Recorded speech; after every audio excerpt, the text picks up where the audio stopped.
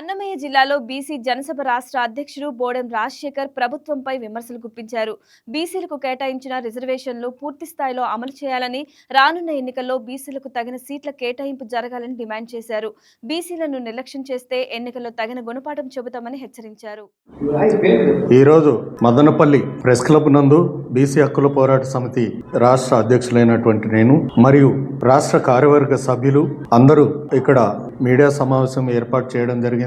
ఇందులో ప్రధాన అంశం ఏందయ్యా అంటే బీసీల పైన నామమాత్ర వాగ్దానాలు చేస్తున్నటువంటి రాజకీయ పార్టీలు అందరికీ కూడా, ప్రస్తుత ప్రభుత్వం వారికి కూడా నేను ఒక విన్నపం చేస్తున్నాను. మీరు బీసీ మనోభావాలు అనేటువంటి వారి పైన బీసీ రిజర్వేషన్లు కానీ, బీసీ రక్షణ చట్టం కానీ, బీసీలకు ఏ హక్కులైతే ఆ హక్కులు మీరు ఎన్నికల హామీలో ఏవైతే మాట్లాడారో అవి ఇప్పటి వరకు ఎంత శాతం మీరు నెరవేర్చారు? ఒకటి. రెండవది, ఇప్పుడు రాబోయే సర్పంచ్ మున్సిపల్ ఎలక్షన్స్ ఉన్నాయి.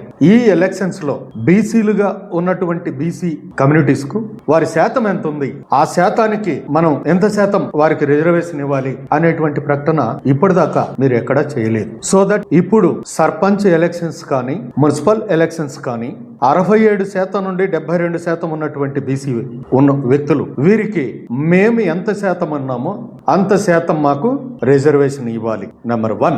నెంబర్ 2, బీసీలు ఎక్కడైతే ఏ నియోజకవర్గాల్లో నివసిస్తూ ఉన్నారో రాజకీయ పార్టీలుగా ఉన్నటువంటి మీ వాళ్ళే, ఎనీ పార్టీస్ బీసీల పైన, బడుగు బలహీన వర్గాల వారి పైన దాడులు ఎక్కువైనాయి. ఇది అధికారుల లోపం అని చెప్పి నేను చెప్పను, కానీ అధికారులకు పార్టీల ఆదేశాలు ఉన్నాయి అనేటువంటిది మాత్రం స్పష్టంగా నేను చెప్పగలను.